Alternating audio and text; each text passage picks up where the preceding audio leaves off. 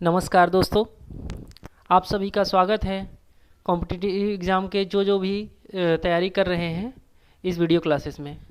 ठीक है दोस्तों, इस वीडियो में मैं इसके पहले जो एक वीडियो डाला था भारतीय इतिहास का, उसमें ऋग्वैदिक काल जो अपना वैदिक काल है वो दो भागों में बटा है। एक है ऋग्वैदिक काल और एक है उत्तर वैदिक काल। तो ऋग्वैदिक काल के बारे में मैंने इसके पहले वीडियो में बता दिया था। अगर आप लोगों ने नहीं देखा होगा तो कृपया जा करके देख लेवे। ठीक है, इस वीडियो में हम लोग उत्तर वैदिक काल के बारे में पूरा का पूरा इंपॉर्टेंट फैक्ट्स देखेंगे, मैप के साथ देखेंगे और ऐसे देखेंगे कि थोड़ा याद हो जाएगा अपने को। ठीक है, चलिए स्टार्ट करते हैं। जैसे उत्तर वैदिक काल जो है 1000 ईसा पूर्व से 600 ईसा पूर्व तक है। ठीक है, ये क्या है, इस समय क्या होता है भारतीय इतिहास काल में उसी समय सामवेद, यजुर्वेद, अर्थवेद तथा ब्राह्मण ग्रंथों ये सब के बारे में आगे देखेंगे हम लोग। आरण्यकों, उपनिषदों, इन सभी की रचना हुई थी। ठीक है, और इनको हम लोग क्या कहते हैं, उत्तर वैदिक काल। वैदिक काल में सिर्फ और सिर्फ एक ही वेद की रचना हुई है, सॉरी ऋग्वैदिक काल में सिर्फ और सिर्फ एक ही वेद की रचना हुई है, वो कौन सी है, ऋग्वेद का। और जो उत्तर वैदिक काल है उसमें हमारे जो बाकी के जो 3 वेद हैं, सामवेद, यजुर्वेद और अर्थवेद, ठीक है, इन तीनों की रचना हुई है, ये हमको याद रखना है। ठीक है दोस्तों, जो चित्रित धूसर मृद भांड है इस काल की विशिष्टता थी। ठीक है, इस काल का मेन, अगर अपने से पूछेगा कि चित्रित धूसर मृद भांड जो है किस काल से संबंधित है, तो उसको हम लोग क्या डालना है, उत्तर वैदिक काल। ठीक है, क्योंकि यहाँ के जो निवासी हैं वो मिट्टी के चित्रित और भूरे रंग के कटोरे तथा थालियों का प्रयोग करते थे। ठीक है दोस्तों, आगे देखते हैं।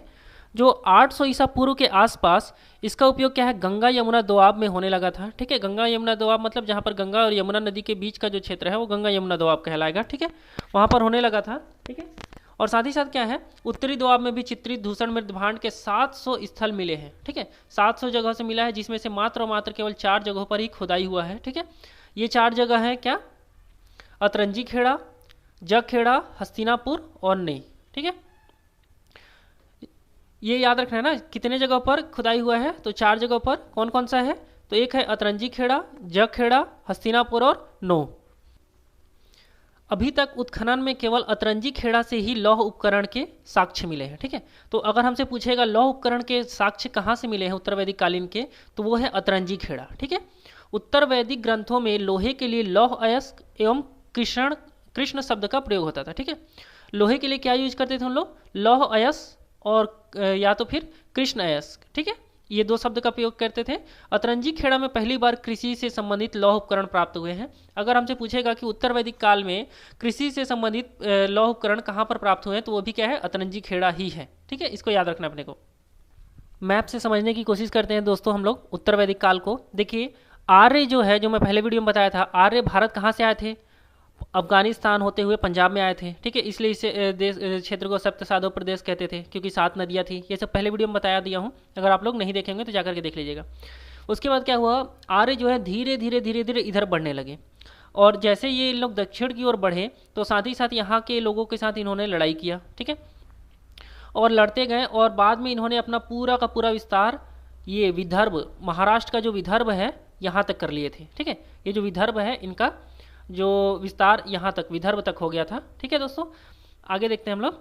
देखिए, मेन जो है इनका जो केंद्र था यहाँ पर उत्तर वैदिक कालीन, जो मेन केंद्र था वो था मध्य, अब इसको यहाँ पर हम लोग अभी का प्राचीन मध्य प्रदेश बोल सकते हैं। ठीक है, यहाँ पर ही था इनका मेन जो जो फैलाव था वो यहीं पर था। ठीक है, ये देखिए दोस्तों, ये मैंने मध्य प्रदेश को एक अलग से शो किया हुआ है यहाँ पर। ठीक है, मुख्य केंद्रण जो था यहाँ पर, मतलब मेन भाग यहीं पर है। ठीक है, अब देखिए, अगर उत्तर वैदिक काल का जो मुख्य स्थान पूछे तो ये है कुरु। ठीक है, और एक है पांचाल। ठीक है, बाद में ये दोनों मिल गए थे। पांचाल बहुत बड़ा है, ये उत्तरी पांचाल है। ठीक है, इधर दक्षिणी पांचाल है। ठीक है, क्या हुआ, कुरुओं ने, अब यहाँ पर क्या है, भारत का अगर नक्शा देखें तो क्या है, यहाँ पर दिल्ली है, तो कुरुओं ने धीरे धीरे, पहले तो इनका फैलाव इधर था, बाद में क्या किया, धीरे धीरे इधर इधर दिल्ली साइड को भी जीत लिया और अपनी राजधानी, फिर यहाँ पर पहले एक हस्तिनापुर करके जगह थी। ठीक है, उसको अपनी राजधानी, बाद में कुरुओं ने अपनी राजधानी किसको बनाया था बाद में, तो हस्तिनापुर को बनाया था। ठीक है, चलिए इन सब का डिटेल कहानी के रूप में देखते हैं अब हम लोग। जो अपना उत्तर वैदिक जो सभ्यता है, उत्तर वैदिक कालीन जो सभ्यता है वो कौशल, काशी, विदेह तक फैली हुई थी। ठीक है, इसी समय क्या है, गोत्र व्यवस्था का प्रचलन हुआ था। उत्तर वैदिक काल में ही गोत्र व्यवस्था का प्रचलन हुआ है दोस्तों। ठीक है, मड़व एवं अंग प्रदेश आर्य सभ्यता के क्षेत्र के बाहर थे। ठीक है, मतलब अगर अपने से पूछेगा कि निम्न में से कौन सा आर्य सभ्यता के अंदर बाहर का क्षेत्र है, तो वो अपने को डालना है क्या है, मड़व और अंग प्रदेश। ठीक है, ये आर्य सभ्यता के क्षेत्र नहीं थे। ठीक है, मगध में निवास करने वाले लोगों को अर्थवेद में व्रात्स कहा गया है। क्या बोले हैं, वात्स्य। ये इंपॉर्टेंट है, मगध में निवास करने वाले लोगों को अर्थवेद में क्या कहा गया है, तो वात्स्य कहा गया है दोस्तों। क्यों बोला गया है, क्योंकि वे प्रकृति भाषा बोलते थे, क्योंकि ये प्रकृति भाषा बोलते थे। ठीक है, उत्तर वैदिक काल में पुरु और भरत कबीला मिलकर के कुरु, अभी जो आप लोग को पीछे में मैप में दिखाया था, जो कुरु जो था, कुरु और पांचाल जो दो बड़े बड़े राज्य थे, क्या हुआ था, वैदिक काल में पुरु थे और एक भरत कबीला था, ये दोनों मिलकर के कुरु बनाया। ठीक है, और फिर क्या हुआ, कुरु तथा तुर्वस और किव्र कबीला मिलकर के फिर पांचाल बनाया। ठीक है, पुरु भरत कबीला मिलकर के कुरु बनाया, फिर ये क्या हुआ, तुर्वस, किव्र और ये कुरु कबीला मिलकर के क्या बना देगा, पांचाल बनाएगा। नहीं, ये जो क्या है, वैदिक काल में क्या है, पुरु और भरत कबीला मिलकर के कुरु बनाया है। ठीक है, और तुर्वस और किव्री कबीला मिलकर के क्या बनाया है, पांचाल कहलाया। ठीक है, आरंभ में क्या हुआ था, कुरुओं की राजधानी क्या थी, असंदीवंत थी। क्या थी, असंदीवंत थी। बाद में क्या हुआ था, इन्होंने कुरुक्षेत्र और के साइड के भी जमीन को जीत लिया था, और बाद ही शीघ्र ही कुरुओं ने अपनी राजधानी का मतलब दिल्ली साइड भी जीता और उत्तरी द्वार पर अधिकार कर लिया था। ठीक है, कुरु क्या हुए, धीरे धीरे अपना नीचे की ओर अपना लड़ाई लड़ते रहे और अपना साम्राज्य विस्तार करते रहे। ठीक है, तो इन्होंने क्या किया था, दिल्ली को भी जीत लिया था। अब उनकी राजधानी बाद में फिर जब दिल्ली को जीत लिया तो क्या कर दिया अपनी राजधानी, उन्होंने हस्तिनापुर को अपनी राजधानी रख दिया। ठीक है दोस्तों, इसके बाद क्या था, उसमें मेन एक थे बहिबल, प्रतिपी राजा, परिक्षित्र, जन्मेजय आदि इसी राजवंश के प्रमुख राजा थे। ठीक है, कुरु वंश के ही राजा हैं। ठीक है दोस्तों, ये जो है बलिहब है, राजा परिक्षिप्त है, जन्मेजन है, ये इन सब क्या है, इसी कुरुवंश के ही राजा थे। ठीक है, देखिए परिक्षिप्त का जो नाम है वो अर्थवेद में भी मिलता है। ठीक है, और जो ये जो जन्मेजन है ये क्यों इंपॉर्टेंट है, अब ये जो परिक्षिप्त है इसका नाम अर्थवेद में है इसलिए इंपॉर्टेंट है। जन्मेजन जो है इसने अश्वमेघ यज्ञ कराया था। ठीक है, दो बार अश्वमेघ यज्ञ कराया था, इसलिए ये जो है जन्मेजन फेमस है। ठीक है, और जो कुरुवंश का अगर हम लोग अंतिम शासक बात करें तो यह है निचछू। कौन सा है, निचछू। निचछू जो है अंतिम शासक है इसलिए इंपॉर्टेंट हो जाएगा दोस्तों। ठीक है, वह और साथ ही साथ क्या कहता है, जो निचछू था उसने क्या किया, हस्तिनापुर से राजधानी को कहाँ ला दिया था, तो कौशाम्बी ले आया था। ठीक है, अंतिम शासक भी है निचछू, और उसने क्या किया, हस्तिनापुर से राजधानी को कहाँ पर ला दिया दोस्तों, कौशाम्बी में लाया था। ठीक है, क्योंकि हस्तिनापुर बाढ़ में नष्ट हो गया था। अब कारण भी था क्यों लाया, क्योंकि हस्तिनापुर क्या था, तो बाढ़ में नष्ट हो गया था दोस्तों। ठीक है, पांचाल क्षेत्र के अंतर्गत आधुनिक बरेली, बदायूं, फारुखाबाद आता है। मतलब ये सब जो यूपी के जो क्षेत्र हैं, ठीक है, उत्तर प्रदेश के जो क्षेत्र हैं वो किस में आते थे, पंचाल में आते थे। ठीक है, इनकी राजधानी क्या थी, कंपिल्य थी। ठीक है, इनकी राजधानी क्या थी, कंपिल्य थी। पांचाल की राजधानी क्या थी, कंपिल्य थी। ठीक है, और पांचालों में एक महत्वपूर्ण शासक प्रवाहण था, प्रवाहण जैवली था। ठीक है, ये नाम इतना इंपॉर्टेंट नहीं रहेगा अपने को, जो विद्वानों के संरक्षक थे। ठीक है, ये जो प्रवाण जैवली है वो क्या है, विद्वानों का संरक्षक भी था, और पांचाल दार्शनिक राजाओं के लिए भी जाना जाता था। ठीक है, यहाँ पर क्या है, अच्छे अच्छे राजा भी हुए करते थे, इसके लिए भी पांचाल फेमस था। आगे देखते हैं दोस्तों हम लोग, कुल और कबीले। जो अपना ऋग्वैदिक काल था वहाँ पर क्या था, कबीले में बटा हुआ था। ठीक है, सबसे छोटी इकाई कुल या गृह कहलाती थी, ये सब आप लोगों को बताया था मैं। ठीक है, तो उत्तर वैदिक काल में क्या हुआ, यही जो छोटे छोटे कबीले हैं एक दूसरे में मिल करके एक बड़ा क्षेत्र बनाए, और उनको क्या नाम दिया गया, जनपद। याद रखना है, जनपद शब्द का वर्णन ऋग्वैदिक काल में नहीं है, मतलब ऋग्वैदिक काल में जनपद शब्द के बारे में कोई वर्णन नहीं है। ठीक है, वो कहाँ पर आया, अब जनपद शब्द उत्तर वैदिक काल में आया। ठीक है, इसको याद रखना है। ठीक है, उदाहरण के लिए क्या हुआ, पुरु और भगत मिलकर क्या बनाए, कुरु बनाए। आप लोगों को पहले बता चुका हूँ, पुरु और भरत मिलकर क्या बनाए, कुरु बनाए, और तुर्वस तथा किवी मिलकर के क्या बनाए, पांचाल बनाए। अब ये क्या है, ये बड़ा बड़ा क्षेत्र बना दिया। ठीक है, पहले स्लाइड में इस चीज़ को मैं बता चुका हूँ। ठीक है, इस प्रकार क्या हुआ, उत्तर वैदिक काल में कुरु, पांचाल, काशी का विदेह प्रमुख राज्य थे। ठीक है, एक विदेह करके जो राज्य था वो बहुत ही फेमस राज्य था। ठीक है, इन कुरु और पांचालों का आधिपत्य दिल्ली पर एवं दोआब के मध्य एवं उत्तरी भागों तक फैल गया था। ठीक है, मैप में अगर आप लोग देखेंगे तो ये पूरा स्पष्ट दिखेगा आप लोग को। ये देखिए दोस्तों, ये जो है पूरा का पूरा ये जो पांचाल क्षेत्र है, ये जो कुरु क्षेत्र है, यहाँ पर है अपना दिल्ली, मतलब ये हस्तिनापुर के आसपास। यहाँ तक इन्होंने क्या किया, धीरे धीरे जीतते गए, इधर पूरा के पूरा आ गए। क्या हो रहा था, अब इनको इस समय लोहे का ज्ञान हो गया था। ठीक है, और साथ ही साथ इन्होंने क्या कर दिया, लोहे का रथ बना लिया, लोहे का एक से एक हथियार बना लिया। अब ये आगे बढ़ते जा रहे थे, इनके सामने कोई भी आता था तो उनको अपने लोहे के हथियार से मार देते थे और ये आगे बढ़ते जा रहे थे। अब ये अपना क्षेत्र क्या कर रहे हैं, तो विस्तार कर रहे हैं। ठीक है दोस्तों, अगर हम लोगों से पूछता है कि उत्तर वैदिक काल में सबसे ज़्यादा विकसित राज्य कौन सा था, तो कौन सा था दोस्तों, पांचाल था। उत्तर वैदिक काल में सर्वाधिक विकसित राज्य कौन सा था, तो पांचाल था। ठीक है, शतपथ ब्राह्मण ने इन्हें वैदिक सभ्यता का सर्वश्रेष्ठ प्रतिनिधि कहा गया है। ठीक है, शतपथ ब्राह्मण में इन्हें वैदिक सभ्यता का सर्वश्रेष्ठ प्रतिनिधि कहा गया है, ये जो पांचाल राज्य था इसको। ठीक है, कुरुवंश के जो राजाओं के नाम परिक्षिप्त और जन्मेजन के बारे में बताया था, तो ये जो परिक्षिप्त है इसका वर्णन कहाँ मिलता है हमको, तो अर्थवेद में मिलता है। ठीक है, और अर्थवेद में परिक्षिप्त को क्या कहा गया है, मृत्युलोक का देवता। तो कुरुवंश के किस राजा को अर्थवेद में मृत्युलोक का देवता कहा गया है, तो वो कौन सा है, परिक्षिप्त है। कौन है वो, परिक्षिप्त है। ठीक है, अर्थवेद में छंदोपनिषद में कहा गया है कि कुरु जनपद में कभी भी ओले नहीं पड़े। ठीक है, कुरु जनपद में कभी भी ओला नहीं पड़ा। क्यों नहीं पड़ा, क्योंकि वहाँ का ये जो था मृत्युलोक का देवता था अपना परिक्षिप्त। ठीक है, और ना ही टिड्डियों के उपद्रव के कारण वहाँ अकाल पड़ा, कभी भी वहाँ पर ना ही तो ओला पड़ा है ना ही तो अकाल पड़ा है। ठीक है, कुरु जनपद में। ठीक है, कुरुकुल का इतिहास महाभारत युद्ध के नाम से विख्यात है। कुरुकुल का जो इतिहास है, अब मैप में अगर आप देखोगे तो यूपी साइड ही है जहाँ पर वही क्या हुआ है, महाभारत हुआ है। ठीक है, हस्तिनापुर में ही तो मेन हुआ था ना लड़ाई। ठीक है, तो कुरुओं की राजधानी बाद में हस्तिनापुर उन्होंने ट्रांसफर किया था ना, तो वो कहाँ था, दिल्ली के पास ही है। तो कुरुकुल का इतिहास महाभारत युद्ध के नाम से भी विख्यात है। उत्तर वैदिक काल में त्रिककुद, ठीक है, और कैज्य तथा मैनास, ठीक है, हिमालय क्षेत्र, मतलब क्या है, हिमालय क्षेत्र कई पर्वतों का भी उल्लेख मिलता है उत्तर वैदिक काल में। किस किस का है, त्रिककुद है, कैज्य है, मैनाम है। ठीक है, ये जो हिमालय के क्षेत्र है इनका क्या है, इन पर्वतों का उल्लेख भी उत्तर वैदिक काल में मिलता है। तो अगर हमसे पूछेगा क्या उत्तर वैदिक काल में हिमालय के क्षेत्रों का वर्णन मिलता है, तो हाँ मिलता है। हम लोगों ने उत्तर वैदिक काल का विस्तार देख लिया। ठीक है, अब हम वहाँ का सामाजिक व्यवस्था देखते हैं।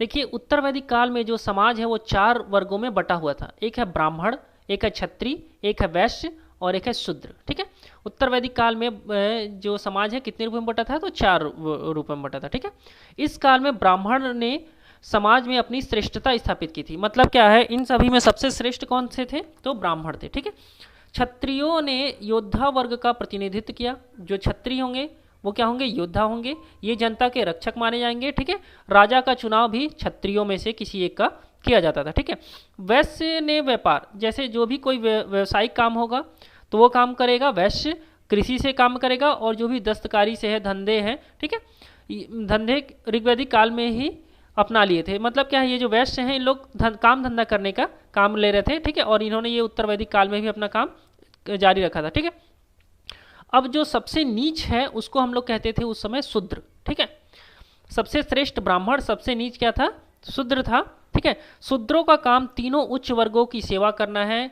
इस वर्ग के सभी लोग श्रमिक थे, ये सब के सब मजदूर होंगे, और इन तीनों की ये सेवा करने का काम करते थे शूद्र। ठीक है, उत्तर वैदिक काल में तीनों उच्च वर्गों और शूद्रों के मध्य स्पष्ट विभाजन रेखा उपनयन संस्कार के रूप में दिखाई देती है। ठीक है, उपनयन संस्कार आप लोगों ने जो ब्राह्मणों को देखा होगा एक जनेऊ टाइप का पहनते हैं। ठीक है, तो वो क्या होगा, ये शूद्र लोगों को उस समय पहनने नहीं दिया जाता था। ठीक है, वो सिर्फ और सिर्फ उच्च कुलीन वर्ग के लोग ही पहनेंगे। ठीक है,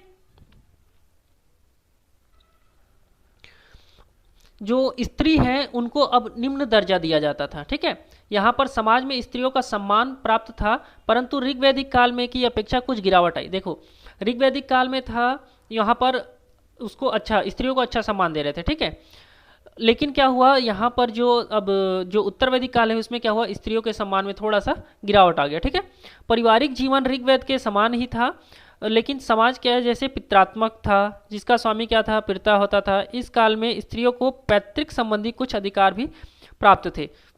मैं आप लोग को पहले ही बताया था, ऋग्वैदिक काल में जो वहाँ का समाज था वो कैसा था, पितृसत्तात्मक था। ठीक है, उसके बाद देखते हैं ऋग्वैदिक काल में गोत्र व्यवस्था स्थापित हुई। ठीक है, सॉरी, उत्तर वैदिक काल में क्या हुआ, गोत्र व्यवस्था आया।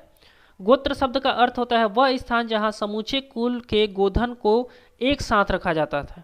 ठीक है, परंतु बाद में इसका अर्थ हो गया एक मूल पुरुष या वंशज। मतलब क्या है, एक ही आदमी से जन्मा जो होगा उसके नीचे जो जो जो जो जन्म लेते जाएगा वो सब क्या होगा, उसी गोत्र का कहलाएगा। ये था। ठीक है, उत्तर वैदिक काल में केवल 3 आश्रम जैसे ब्रह्मचर्य, गृहस्थ और वानप्रस्थ, ठीक है, इनकी जानकारी मिलती है। और जो चौथा आश्रम है संन्यास को भी स्पष्ट स्थान नहीं हुई थी। ठीक है, मतलब उत्तर वैदिक काल में सिर्फ और सिर्फ 3 आश्रमों का बारे में वर्णन है। एक है ब्रह्मचर्य, अगला है गृहस्थ और अगला है वानप्रस्थ। वहां पर संन्यास का वर्णन नहीं है। सर्वप्रथम चारों आश्रमों का उल्लेख जो है जबाली उपनिषद में मिलता है। ठीक है दोस्तों, जो चारों जो आश्रमों का उल्लेख किस कहाँ पर मिलता है अपने को पूछेगा तो क्या हो जाएगा, वो जबाली उपनिषद। कहाँ है, जबाली उपनिषद में मिलता है। ठीक है, आगे देखते हैं दोस्तों हम लोग उत्तर वैदिक कालीन अर्थव्यवस्था। ठीक है, उत्तर जो वैदिक ग्रंथों में लोहे के लिए लौह अयस्क, ये पहले बता चुका हूँ, और कृष्ण अयस्क शब्द का प्रयोग होता था। ठीक है, अतरंजी खेड़ा में पहली बार कृषि से संबंधित लौह उपकरण प्राप्त हुए हैं। इसको मैं आप लोगों को पहले बता दी हूँ। ठीक है दोस्तों, उत्तर वैदिक काल में आर्यों का मुख्य व्यवसाय क्या था, कृषि बन गया था। शतपथ ब्राह्मण में कृषि के चारों क्रियाओं जैसे जुताई, बुनाई, कटाई और मड़ाई का उल्लेख मिलता है। ठीक है, तो किस ग्रंथ में कृषि के चारों क्रियाओं के बारे में वर्णन मिलता है, तो वो कौन सा है, शतपथ ब्राह्मण ग्रंथ। ठीक है, कौन सा है, शतपथ ब्राह्मण ग्रंथ। ठीक है, अर्थवेद में पृथुवैन्य को हल एवं कृषि का आविष्कारक कहा गया है। ठीक है, तो जो अर्थवेद है उसमें किनको कहा गया है, कृषि एवं हल का आविष्कारक तो कौन है, पृथ्वीवैन्य। कौन है, पृथ्वीवैन्य है, याद रखना इस चीज को। ठीक है, पशुपालन का महत्व तो कायम था इस वेग में भी। गाय और घोड़े को अभी भी आर्यों के लिए उपयोगी थे। वैदिक साहित्यों से पता चलता है कि लोग देवताओं में पशु की वृद्धि के लिए प्रार्थना करते थे। लोग क्या करते थे, भगवान से प्रार्थना करते थे, भगवान मेरे घर में 2-4 और पशु बढ़ जाए, ऐसे करके। ठीक है, यहाँ पर क्या था, गौ, व्रीहि, माड़, माड़ मतलब उड़द, गुदन मतलब मूंग, गेहूं मतलब गेहूं, मसूर आदि खाद्यान्नों का वर्णन यजुर्वेद में मिलता है। ठीक है, मतलब क्या है, जौ है, ठीक है, धान है, उड़द है, मूंग है, गेहूं है। ठीक है, इन सभी का वर्णन, सभी खाद्यान्नों का वर्णन किस में मिलता है, तो अपने को यजुर्वेद में मिलता है। ठीक है, उत्तर वैदिक काल में जीवन में स्थिरता आ जाने के बाद वाणिज्य एवं व्यापार का तीव्र गति से विकास हुआ। ठीक है, मतलब व्यवसाय का इस उत्तर वैदिक काल में क्या हुआ, विकास हुआ है। ठीक है, इस काल में आर्य सामुद्रिक व्यापार से परिचित हो चुके थे। ठीक है, समुद्रिक जो व्यापार था, समुद्र के थ्रू जो व्यापार होना है वो, उसके बारे में आर्य क्या हो गए थे, इस समय परिचित हो गए थे। उत्तर वैदिक काल में मृदा का प्रचलन भी हो चुका था। मुद्रा, जो मुद्रा है उसका भी प्रचलन उत्तर वैदिक काल में स्टार्ट हो गया था। परंतु सामान्य लेन देन में अगर हम लोग बात करें तो वस्तु विनिमय का प्रयोग किया जाता था। मतलब क्या है, अगर मैं आपको टमाटर दे रहा हूं तो आप उसके बदले मुझे क्या कर दो, हो सकता है फूल गोभी दे दो या लौकी दे दो, वस्तु दे करके वस्तु खरीदते थे। ठीक है, निष्क, शतमान, कृष्णल और पाद ये मुद्रा के प्रकार हैं। ठीक है, निष्क है, शतमान है, कृष्णल है और पाद, ये सब क्या है, मुद्रा के प्रकार है। ऐतरेय ब्राह्मण में उल्लेखित श्रेष्ठी तथा वाजस्नेयी संहिता में उल्लेखित गण या गणपति शब्द का प्रयोग संभवतः व्यावसायिक संगठन के लिए किया जाता था। ठीक है, किसके लिए करते थे, व्यावसायिक संगठन के लिए किया जाता था। ठीक है, स्वर्ण तथा लोहे के अतिरिक्त इस युग में आर्य टीन, तांबा, चांदी और शीशे से भी परिचित थे। ये सब याद रखना है, मैं जितना भी बता रहा हूँ सब किसी न किसी एग्जाम में आया हुआ क्वेश्चन है, पहले बता दे रहा हूँ। ठीक है, स्वर्ण तथा लोहे के अतिरिक्त इस युग के में आर्य क्या थे, टीन, तांबा, चांदी, शीशा, इन सभी से क्या थे, परिचित थे। उद्योग और विभिन्न प्रकार के शिल्पों का उदय उत्तर वैदिक कालीन अर्थव्यवस्था की ही अन्य विशेषता है। ठीक है, ये सबको याद रखना है अपने को। उत्तर वैदिक काल में अनेक व्यवसायों के विवरण मिलते हैं जिसमें धातु शोधक, रत्कर, बढ़ाई, चर्मकार, ये सब क्या है, प्रसिद्ध हैं। देखिए अब देखते हैं हम लोग धार्मिक व्यवस्था। ठीक है, तो उत्तर वैदिक काल में अगर धर्म करना है तो मतलब यज्ञ करवाना है। ठीक है, यज्ञ करवा लेंगे। लेकिन क्या था, जो ऋग वैदिक काल था उसमें स्तुति, मतलब याद कर लिए, भगवान की आराधना कर लिए, बस उसको महत्व दिया गया था। लेकिन जो वैदिक काल में उसमें स्तुति और क्या है, आराधना को महत्व दिया गया था। लेकिन जो उत्तर वैदिक काल है वहां पर नहीं, यज्ञ कराओगे तो धर्म ज़्यादा होगा। ठीक है, यज्ञ आदि धर्म कांडों का महत्व युग युग में बढ़ गया था। ठीक है, क्या हुआ, अब यहाँ पर यज्ञ का और कर्म कांडों का जो महत्व इस युग में बढ़ गया था। ठीक है, इसके साथ ही अनेकानेक मंत्र विधियां तथा अनुष्ठान प्रचलित हुए। क्या है, अब यहाँ पर ऋग यजुर्वेद जो है वो बन चुका है ना, तो अब यहाँ पर यजुर्वेद में क्या है, पूरा यज्ञ के बारे में बताया है। ठीक है, तो यहाँ पर यज्ञ को ज़्यादा महत्व दिया जाएगा। उपनिषद में स्पष्ट रूप से यज्ञों तथा कर्म कांडों की निंदा की गई है। एक उपनिषद है, ठीक है, उपनिषद में क्या किया गया है, यज्ञ और कर्म कांडों का निंदा किया गया है। ठीक है, इस काल में मंत्रोपनिवेद देवता इंद्र, अग्नि और वायु रूपी महत्वहीन हो गए थे। ठीक है, जो ऋग्वेद में इस काल में क्या हुआ, जो ऋग्वेद के देवता जो इंद्र थे, अग्नि, वायु, इन सब का महत्व कम हो गया था। ठीक है, इनका स्थान प्रजापति, विष्णु और रुद्र ने ले लिया था। प्रजापति को सर्वोच्च देवता कहा गया है। ठीक है, उत्तर वैदिक काल में सर्वोच्च देवता कौन है, तो प्रजापति हैं, जबकि परिक्षिप्त को मृत्युलोक का देवता कहा गया है। बताया था परिक्षिप्त जो कुरु वंश का जो है, ठीक है, ये कौन है, मृत्युलोक का देवता कहा गया इसको अर्थवेद में। ठीक है, उत्तर वैदिक काल में ही वासुदेव संप्रदाय का एवं 6 दर्शन, सांख्य दर्शन, योग दर्शन, न्याय दर्शन, वैश्लेषिक दर्शन, पूर्व मीमांसा, उत्तर मीमांसा, इन सभी का जो 6 दर्शन है, इन सभी का क्या हुआ, जन्म हुआ था। ठीक है, जैसे कि सांख्य दर्शन है, सांख्य दर्शन के प्रवर्तक कौन थे, तो कपिल थे। ठीक है, संख्या क्या है, कपिल। योग बाबा रामदेव क्या करा रहे, योग तो के, और फिर क्या खोला उन्होंने, पतंजलि। ठीक है, तो योग दर्शन के कौन है, पतंजलि है। न्याय कौन करेगा, तो गौतम करेगा। ठीक है, तो न्याय सूत्र या न्याय दर्शन के जो प्रवर्तक है वो कौन है, गौतम ऋषि है। ठीक है, वैश्लेषिक का कौन है, तो कणाद जी है। कौन है, कणाद। मीमांसा के कौन है, तो जैमिनी। मीमांसा 2 में है ना, एक पूर्व मीमांसा है, एक उत्तर मीमांसा है। पूर्व मीमांसा के हैं जैमिनी, और वेदांत या उत्तर मीमांसा बोलते हैं इसका है वादरायण। ठीक है, वादरायण इन्हीं को वेद व्यास कहते हैं। ठीक है, उत्तर है तो वादरायण, उत्तर है तो क्या, वादरायण हो जाएंगे। ठीक है, इस चीज़ को अपने को याद रखना है ना, ये बहुत इंपॉर्टेंट है।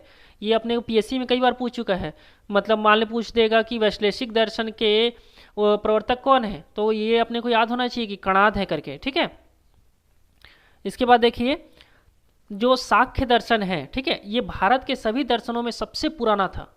जो सांख्य दर्शन है वो क्या है, भारत के सभी दर्शनों में पुराना था। इसके अनुसार मूल तत्व 25 हैं, जिसमें पहला तत्व प्रकृति है। ठीक है, सांख्य सबसे पुराना दर्शन अगर पूछेगा तो कौन सा है, सांख्य दर्शन है। इसके अनुसार कितने तत्व हैं, मूल तत्व तो 25 है। सबसे पहला तत्व कौन सा है, तो प्रकृति है। उत्तर वैदिक काल के अंतिम दौर में कर्मकांड एवं अनुष्ठानों के विरोध में वैचारिक आंदोलन शुरू हुए। इस आंदोलन को शुरुआत उपनिषद में हुई। अभी आप लोगों को थोड़ी देर पहले बताया था, उपनिषद में क्या किया गया, यज्ञों का बुराई किया गया है ना, यज्ञ एवं कर्मकांड का। उपनिषद में पुनर्जन्म, मोक्ष और कर्मों के सिद्धांत को स्पष्ट रूप से व्याख्या किया गया है। ठीक है, उपनिषद में ब्रह्मा और आत्मार्क के संबंधों का, आत्मा के संबंधों का क्या किया गया है, व्याख्या भी किया गया है। ठीक है, निष्काम कर्मों का सिद्धांत सर्वप्रथम ईशोपनिषद में दिया गया है। ठीक है, निष्काम कर्म का सिद्धांत सर्वप्रथम किसमें दिया गया है, तो ईशोपनिषद में दिया गया है। उत्तर वैदिक काल में सर्वाधिक शक्तिशाली राज्य, शुरू में ही बता दिया हूँ कौन सा था, कुरु और पांचाल थे। उत्तर वैदिक काल में धार्मिक क्षेत्र में पशुओं की बलि देने की प्रथा का प्रचलन था।